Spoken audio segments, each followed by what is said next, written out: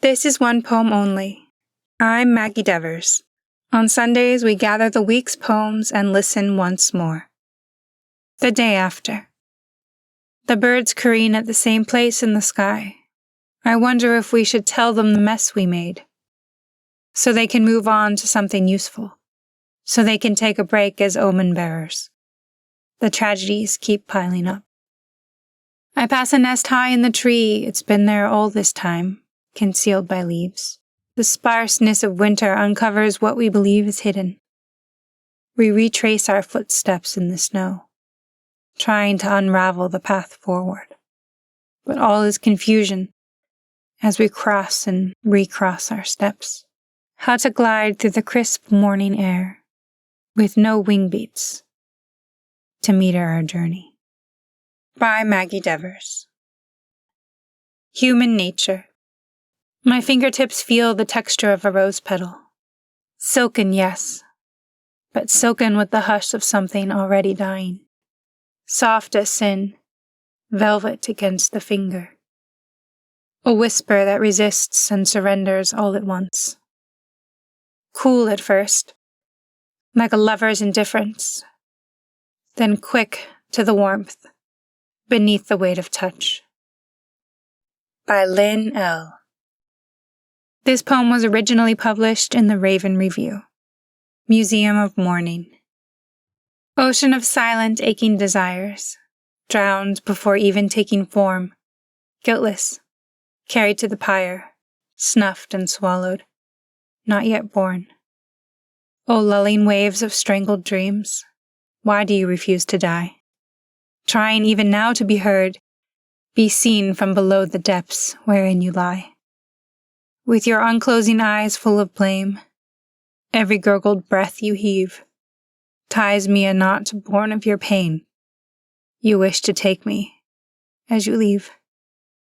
You, every dream never dared dreamt, a drop in this vast cemetery. Your revenge is your lament, a cruel memoir of what I've buried. Sharp-edged guilt, bleeding grief, your torment is mine to keep. Unintended sweet deceit, my regrets are your motifs. Is this your oath? Either drive me mad or kill us both. Perhaps it is a fitting end, succumbing to these rooted wounds, that you will never mend, turning inside out, self-exhumed. Quiet rage, quiet torment, undeclared indictment. Punishment for what I've done, a dictated requisite crime, to be forever on the run, for a choice that wasn't mine. By Maria Corcoran. The house with my name carved into its teeth. Executive dysfunction is a kind of haunting, but not the pretty kind. Not the candlelit ghost girl floating through the hallway. No, this thing is a beast, with my name carved into its teeth. Every morning I awake to a body that forgets me, a body that misplaces its own pulse, a body that drops intention like a strip of clothing before the lover even arrives. My hands, God, my hands, they go spectral on me. I reach for the task and the task slips through like a secret I'm not trusted with. I reach for the day and the day folds shut like a trapdoor, and I fall through myself. Again, again, again. People say, just start, as if I am not wrestling a monster in the foyer of my own life. As if the staircase is not rearranging itself the moment I look away. As if time hasn't been taunting me like a cruel ex who knows exactly where my soft skin lives. My to-do list is a fucked up funhouse mirror.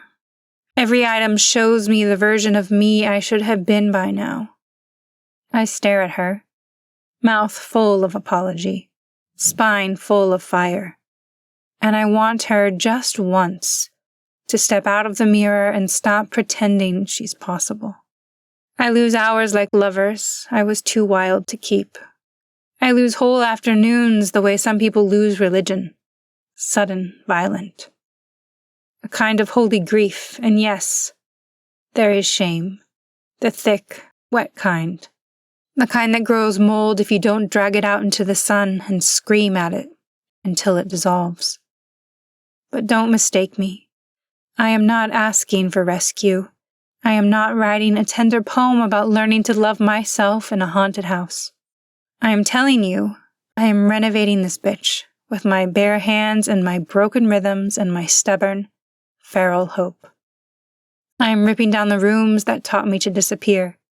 I am tearing up the floorboards where the shame slept. I am oiling the hinges with my own sweat until the doors swing open like they've been waiting their whole lives to let me through. Tonight I stand inside the ruin and I say, I am done being hunted by my own mind. I am done apologizing to the ghosts I did not invite. I am done calling this survival when what I want is a life. And somewhere, beneath the rubble, beneath the monster's breath, beneath the chaos of a body that won't hold still, I hear a heartbeat. Mine. Still animal. Still stubborn. Still learning to roar. By Tess Ezzy. Still something. I stopped praying long ago. The gods grew tired of my voice, or maybe I just grew tired of asking for things that never came. My wallet's thin, my dreams thinner, a handful of words no one cared to read. Even my parents' eyes look at me like unfinished work, a draft they wish they could rewrite. And love, she always leaves before the song begins. I've learned the sound of silence that follows a maybe next time. But sometimes, in the middle of all that noise, a small thought hums that maybe I'm still here for a reason I don't yet know. Maybe the words I failed to write are still forming inside me. Maybe faith is not about believing in God, but believing that the broken can still be beautiful. And maybe one day, someone will see me not as a failure, but as a boy who kept trying to love the world, even when it forgot his name. By Audie. This town knows many ways of moving. Some rush, some pause, some stop and start again. All of them count. I walk these streets with a body that does not follow the expected map. Some days it cooperates. Some days it asks for patience I'm still learning how to give. This ability lives quietly here, in waiting, in adapting, in choosing rest without permission, in knowing limits without shame. There are doors that open easily and others that don't notice you at all. There are systems built for speed and people built for survival instead. I have learned that strength is rarely loud. It looks like showing up anyway. It looks like leaving early. It looks like staying home and choosing to keep going tomorrow. This place holds all of it, the visible, the hidden, the misunderstood. Bodies that ache, minds that work differently. Lives that don't fit tidy explanations. I am not here to overcome anything. I am here to exist, to take space, to move at the pace my body allows, without needing to justify it. And this town, with its noise and quiet corners, its imperfections and familiar streets, keeps making room for people like me. Not because we are exceptional, but because we are part of it. By Macy Williams. Central Park at dusk. Buildings above the leafless trees loom high as castles in a dream, while one by one the lamps come out to thread the twilight with a gleam. There is no sign of leaf or bud. A hush is over everything. Silent as women wait for love, the world is waiting for the spring.